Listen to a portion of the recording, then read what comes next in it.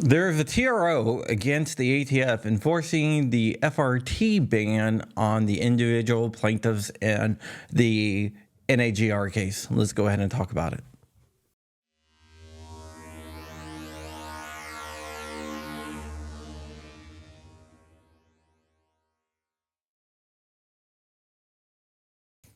What's up, Wolverines? Welcome back to John Crump News, where we discuss 2A issues every day. I'm your host, John Crump. I'm an investigative journalist, and I'm going to ask you to do me a big favor. You can probably already guess what it is.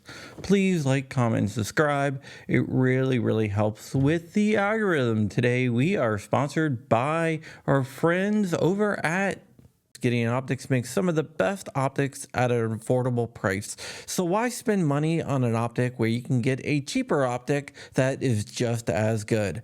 Go ahead and check out Gideon Optics, and for a limited time, you can use code CRUMPY and get 10% off and free shipping on all orders.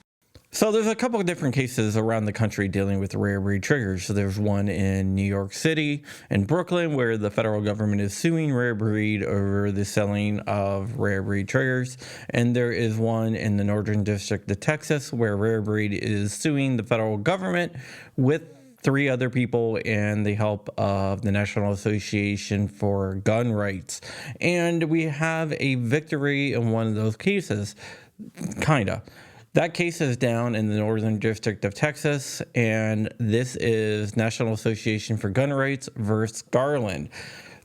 A district judge in the Northern District of Texas just issued a 14-day temporary restraining order on the ATF doing any type of civil or criminal enforcement actions against the named plaintiffs in the case.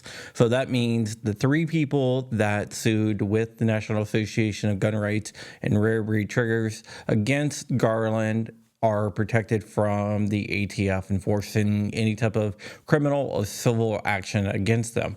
What a TRO does, it maintains the status quo until the courts can rule on the merits of the case. A TRO is preliminary injunction, basically. So before you can get a preliminary injunction, you can ask for a TRO, which will be like an emergency action.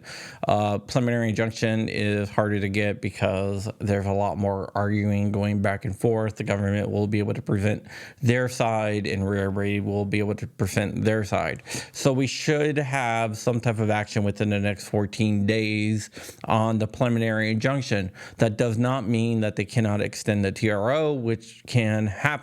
We see TROs all the time. This is a victory for the pro-gun side, even though it only affects the 3 people named in the case. But it does show that the Northern District of Texas is willing to stand up for gun rights, because I don't think in any other district that they would get this TRO.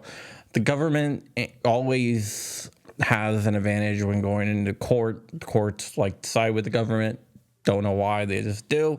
But the Northern District of Texas and the whole entire 5th Circuit seems to be on the opposite end of that. It seems that they like to push back against the government.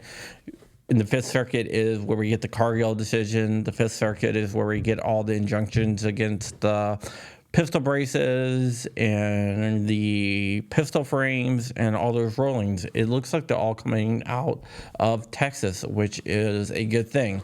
That should be our go-to district for actions, and I think it will be. So this is a victory, and those people are protected, but during the preliminary injunction phase, the court can always expand it nationwide or to everyone or to members of NAGR. We just don't know yet until they roll on the preliminary injunction. But for right now, there is a TRO that protects the named plaintiffs in the case from ATF actions, whether those be civil or criminal.